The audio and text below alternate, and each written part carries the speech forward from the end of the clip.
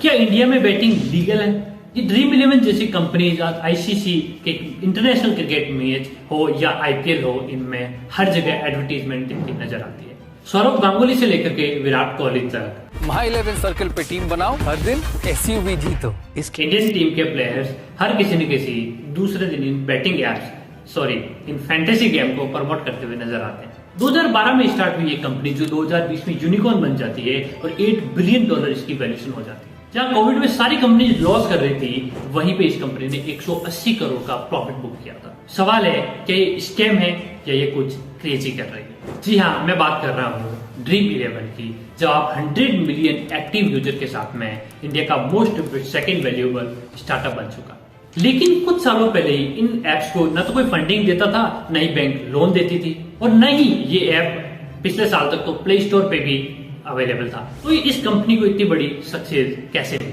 कुछ सालों पहले क्रिकेट मैच पूरे दिन होते थे, लोग पूरे दिन टीवी पे देखते थे, लेकिन फिर मैच T20 आए, यानी कि सिर्फ 4 घंटे का मैच, और व्यूवरशिप चली गई करोड़ों। अब क्रिकेट देखने वाले लोगों को हमेशा ही वो जज करते हैं, टीवी पे बैठे रहते हैं देखते देखते, धोनी को ये ऐसे खेलना चाहिए या फिर सूर्य प्रकाश यादव को ऐसे खेलना चाहिए। और इसी को देखकर हर्ष जैन यानी कि ड्रीम इलेवन के फाउंडर को एक आइडिया है कि ये कॉन्सेप्ट फॉरेन में तो चल रहा है, क्यों ना हम इंडिया में ट्राई करें। यहीं से शुरुआत हुई ड्रीम इलेवन की। 2012 से पहले तो काफी अलग अलग चैलेंजेस आए, बट 2012 में फाइनल प्रोडक्ट बना ड्रीम इलेवन ऐप। शुरुआत में ये पूरे एड्स पे ही निर्भर थे, बट फाइनल जब इनका बिजनेस मॉडल बना तो इनको लगभग 10,000 करोड़ की फंडिंग टोटल मिल चुकी थी। इस कंपनी को जो हम नॉर्मली समझते हैं तो उससे कहीं गुना ज्यादा स्मार्ट है। तो आइए हम 3 टॉपिक में समझते हैं। पहले इसका बिजनेस मॉडल, दूसरी इनका रियल प्रोडक्ट क्या है, और तीसरा ये हम सबके लिए कैसे खतरनाक है। ये कंपनी प्राइस पूल मॉडल पे वर्क करती है, यानी कि पहले सारे लोग खेलने वाले यूजर, उसके बाद में प्राइसिंग अमाउंट मनी, और फिर एक एंट्री फीस लेते हैं, और फीस के बाद बनती है 11 प्लेयर्स की टीम, और जिसकी टीम जीतेगी, जो अच्छे परफॉर्म करेगी, उसको वो प्राइस मिलेगा। यानी कि अगर 1 लाख लोग इस ऐप पे खेल रहे हैं, 49 रुपए एक आदमी के खेलने की फीस है, तो 49 लाख रुपए टोटल इसका रेवेन्यू हुआ। इनमें से 80 से 85% तो ये वापस उन्हीं जनता में वापस पैसा बांट देते हैं, 15 से 20% ये अपना रियल प्रॉफिट रखते हैं। अब आपको लग रहा होगा ये टीम लक से जीतती है कि नहीं, इसमें स्किल्स, नॉलेज और जजमेंट की जरूरत होती है, ऐसा हमारी माननीय अदालत का मानना है। इससे पहले बैटिंग में क्या होता था, यानी कि अगर दिल्ली और चेन्नई खेल रही है, अब हम सबको पता है चेन्नई जीतने वाली है, तभी मैच को फिक्स कर दिया जाता था। अब जीत जाती थी दिल्ली, लोगों ने पैसा लगाया था चेन्नई पे। लेकिन यहाँ ड्रीम इलेवन में अब कोई फर्क नहीं पड़ता चाहे दिल्ली जीते या चेन्नई जीते। अब जो खुद की टीम बनेगी 11 प्लेयर्स की, वो कितनी अच्छी परफॉर्म करती है, वही विनर बनेगा। अब इस बिजनेस में 2 चीजें होगी प्लेयर्स के साथ में, या तो वो जीतेगा या वो हारेगा, लेकिन दोनों तरफ उसका ईगो है, वो कंपनी गिरने नहीं देती, ईगो के साथ खेलती है। अगर वो जीत गया तो उसे पैसे मिलेंगे, इनके 49 रुपए लगे हैं तो 100 रुपए मिल जाएंगे। अब 100 रुपए जीत गया है तो उसको वैसे भी मोटिवेशन मिलेगा और खेलने के लिए।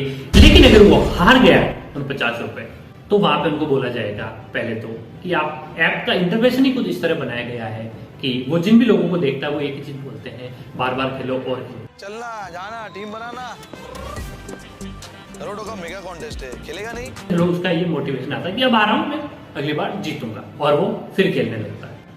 लाखों लोग क्यों खेलते हैं? क्योंकि लो एंट्री बैरियर है, 49 रुपए हर कोई देने लगता है। आजकल तो इन्होंने 1 रुपए से एंट्री स्टार्ट कर दी, लेकिन विड्रॉल इन्होंने है वो 150 या 200 रुपए पर रखा है, यानी कि अगर जब तक वो 200 रुपए नहीं जीतेगा वो विड्रॉल नहीं कर पाएगा, यानी कि उन पैसों को वो वापस लगाएगा। अब जब तक वो एग्जिट नहीं ले पाएगा 200 रुपए के बिना, तो वो पैसों को लगाता रहेगा, खेलता रहेगा।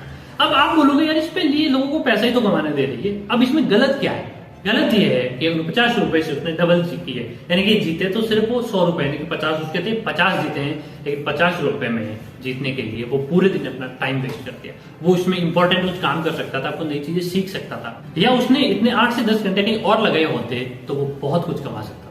लेकिन लोगों को तो इजी मनी चाहिए होता है। आपको क्या लगता है ये फैंटेसी गेम है? आज ऐसे मैंने बहुत सारे सैकड़ों युवाओं को देखा है, वो पूरे दिन इन फैंटेसी गेम्स में ही लगाते रहते हैं पैसे और खेलते रहते हैं, या फिर उन्होंने कहीं सुन लिया दूर दूर तक। आजकल तो ये नेक्स्ट लेवल की मार्केटिंग करते हैं, ये जो 1 करोड़ या जो प्राइस दिखाते हैं वो जीतता, उसका भी वीडियो सोशल मीडिया पे प्रमोट करते हैं।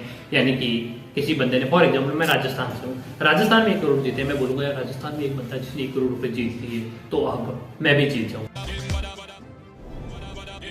इतनी सी कॉन्टेस्ट फी और इतना बड़ा प्राइस, तो सोच क्या रहे हो? टीम बनाओ गाइस। बट भैया इनके पॉसिबिलिटीज है वो बहुत ज्यादा कम होती है। आप भी अगर उनमें से हैं जो वीडियो देख रहे हैं, आपने कभी न कभी इन फैंटेसी एप्स को या गेम्स को खेला है, तो नीचे कमेंट सेक्शन में बताओ भैया आपने कितने करोड़ जीते। मेरा तो यही सजेशन है, इन ऐप से दूर नहीं, कोसों दूर तक रहो। रियल लाइफ स्किल सीखनी है, बिजनेस सीखनी है भैया, करना है तो व्यापार करो, बिजनेस करो। सिखाने के लिए हम बैठे हैं, बड़ा बिजनेस डॉक्टर विवेक बिंद्रा। अगर आपको नई जॉब की अपॉर्चुनिटी देख रहे हैं या कुछ आप नए बिजनेस आइडिया की भी अपॉर्चुनिटी देख रहे हैं, तो आप इस फोटो नंबर पे कॉल करो। मिलते हैं अगले ऐसे एक पावरफुल वीडियो में नेक्स्ट संडे। तब तक के लिए धन्यवाद।